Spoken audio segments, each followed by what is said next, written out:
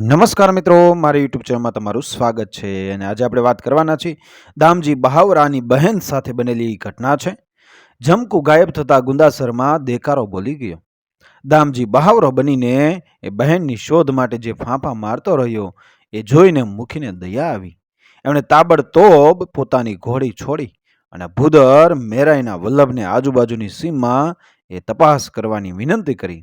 ભાઈ સાહેબ, ગોત કરાવો તો તમારા જેવો ભલો ભગવાન નહીં. દામજી દીન ભાવે બેસી રહ્યો. ઘરમાંથી હંધુય લીપી ગૂપીને લઈ ગઈ છે.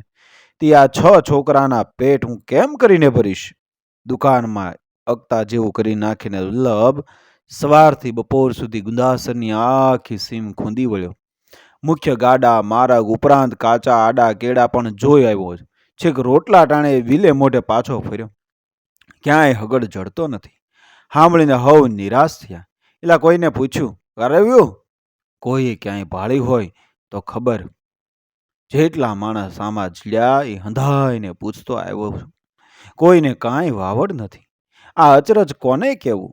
એટલી વારમાં હંધાઈ સીમાડા કેમ કરીને વળોટી ગઈશ. પગે હાલતું માણા કરી કરીને કેટલા ગાવનો પલ્લો કરી શકે? કે પછી ગામમાં જ ક્યાંક છાની છપની સંતાઈ બેઠી છે? ગામમાં એને કોણ હંગરે? ને ગામમાં કેટલા દી એ અદીઠી રહીએ? ભવાનદાની મતી મૂંઝાઈ ગઈ. નક્કી આ કિસ્સામાં કશો ભેદ છે. દામજીએ તો હવે બહેનના નામની રીતસર પ્રાણપોક જ મૂકી. એ બિચારો દુર્યોવી જીવ જમકું કરતા વિશેષ તો એની જોડે પગ કરી ગયેલા દર દાગીનાને જબરી રોકડ રકમને રોતો હતો. ભાગી તો ગઈ, પણ વાહે પેટના જણ્યાવને ભભૂત ચોળાવતી ગઈ. બચુડિયા બચાડા ખાશે શું? મુખીની મૂંઝવણ વધી રહી હતી. એવામાં વખતી ડોસી વગડો કરીને માથે સૂકે અડાયાનો સૂંડલો મેલીને ગામમાં પ્રવેશ્યું. જાગતું પડ ગણાતી વખતીએ મુખીની મૂંઝવણમાં વધારો કરે એવા સમાચાર આપ્યા. હાથીએ પાણે મેં હાંડિયાના પગલા ભાયા. હાંડિયાના પગલા? સૌને કૌતુક થયું. આટલા પંથકમાં કોઈ માલધારીને આંગણે હાંડિયો હતો જ નહીં. વસવાન ન બેહતો હોય તો હાથીએ પાણી જઈને નજરો નજર જોઈ આવો, વખતીએ કહ્યું. ઘી પીધેલ લાપસી જેવી ભોંયમાં કોઈ એક નિરાતે બેહીને એ આળખ્યા હોય એવા ચોખા ફૂલ પગલાની ભાત કળાય છે. તુરંત શંકા ઉઠી, જમકો હાંડીએ બેહીને ભાગી છે?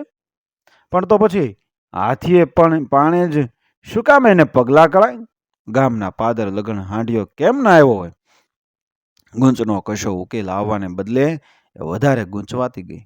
મુખીની ધીરજ હાથ ન રહી. સત્વર ઊભા થયા. હાલો હાથીએ પાણે. અને તરત એમણે હુકમ છોડ્યો. બરકો મૂળગર યાને. મૂળગર બાવાનો બાપ રામગર પગી હતો. ભલભલા ભેદી પગલા ઓળખવામાં અને પગેરું કાઢવામાં પાવરતો હતો.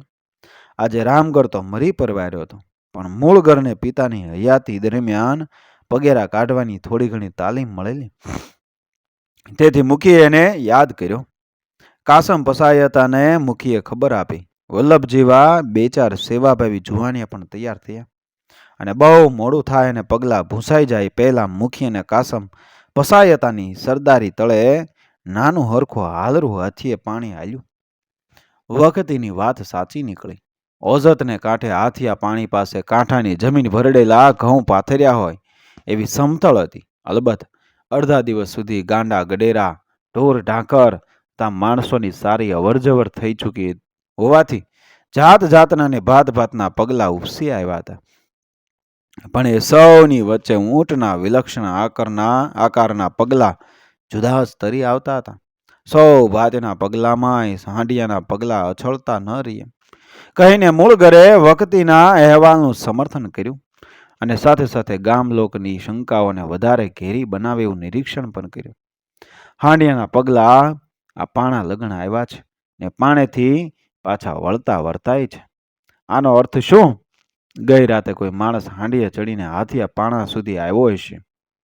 જમકુ ઘેરથી પગપાળી નીકળીને હાથીએ પાણે પહોંચી હશે. અગાઉની કોઈ સંતલત મુજબ બંને આ સ્થળે મળવાનું નક્કી કર્યું હશે. હાંડિયો આપણી સીમમાં આવે જ શું કામે?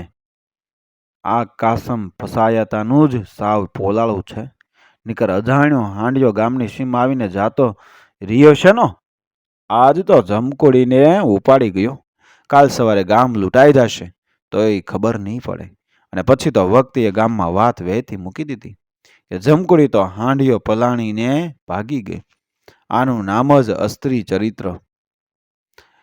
દીઠે તો બચાડી કેવી ગરીબડી જેવી લાગતી હતી, પણ પેટના જણ્યાની દયા ન આવી એ રાત લઈને નીકળી પડી. એનું નામ જ કળજગના એંધાણ. માં છોરું વચાળે હેતપ્રીત ન રહે એનું નામ જ કળજગ. આમાં ઉપરવાળો વરસાદ તો શેનો વરસવા દે? માણસ જાતના આવા કુડા કરતક જોતા તો 12 વરહના હળંગ દકાળ પડવા જોઈએ. છપણિયા કાળમાં આવું થયું હતું એમ નજરે જોનારા ઓઘડ ભૂવો કહે છે. ઈ કાળમાં માવડીએ હગા છોકરાને વછોડ્યા હતા, ગૌતરીએ પોતાના વાછરડા વછોડ્યા હતા. આનું નામ જ કળજગના એંધાણ. આ કળજગના એંધાણથી મુખી એવી તો ભોઠપ અનુભવી રહ્યા હતા કે એમણે કાસમ પસાયતાને તાકીદ કરી કે પાતાળ ખોદીને જમકુનું પગેરું કાઢો. દામજીએ રીતસરની એ ફરિયાદ નોંધાવ્યા પહેલા જ કાસમે ખાસ કાસદ મોકલીને તાલુકે ફોજદાર કચેરીએ ખબર આપી દીધા હતા. શંકરભાઈએ લગભગ આખા પંથકના પોલીસ પટેલોને સાવદા કર્યા હતા, પણ ક્યાંયથી જમકુના હગડ જડતા નહોતા.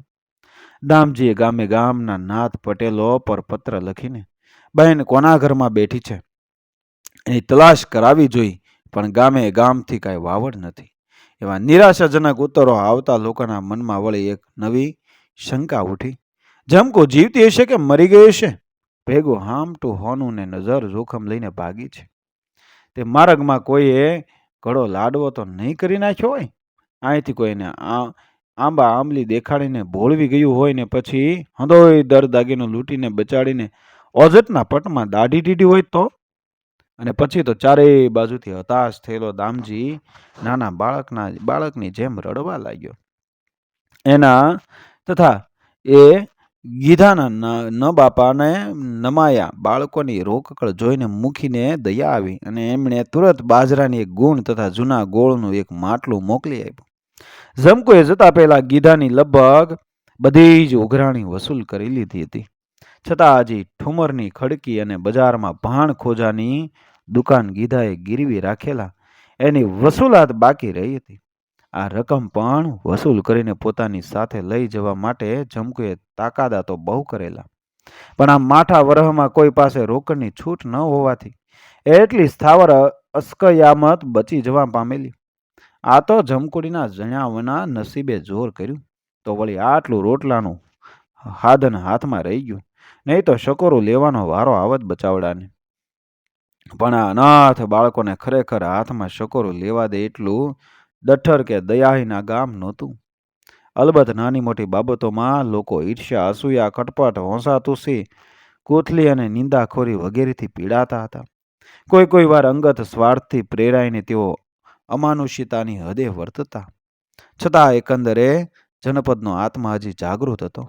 માનવતા છેક મરી પરવરી નહોતી. તેથી જ મુખીએ બાજરાની ગુણને ગોળનું માટલું મોકલાવ્યા કે તુરત ગામ આખાએ જમકુના અનાથ બાળકોને પોતાના ગણીને અપનાવી લીધા. સૌએ પોતાના ગજા સંપત પ્રમાણે મદદ કરવા માંડી. કોઈ પોતાની વાડીએથી ઉતરેલું શાક પાદળું આપી જાય તો કોઈ કઠોળનો ઢગલો કરી જાય. હાદા પટેલે તાજેતરમાં એ પૂજ્યા ઢેડ પાસે વેજું વણાવેલું એમાંથી 12 હાથ ગીધાના બાળકોને વેતરી આપ્યું.